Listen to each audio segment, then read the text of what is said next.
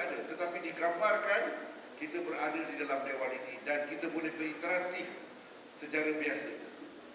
Perubahan ini akan dinikmati oleh generasi yang akan datang.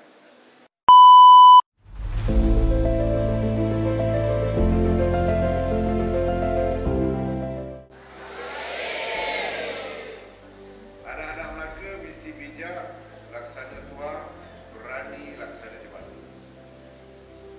Alhamdulillah, hari ini kita dapat berjumpa atas kurniaan dan limpah kurnia Allah SWT di Sekolah Menengah Kebangsaan Gambar Bawah dengan majlis perasmian Megabit Pesta Peringkat Negeri Melaka.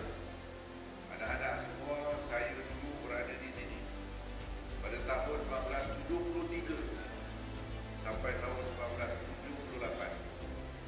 Di sinilah dewan dia. Dewan ini tidak berubah, masih teguh dan tegak melindungi anak-anak untuk menjadi pemimpin masa depan. Di sini dulu saya dikumpulkan pada waktu pagi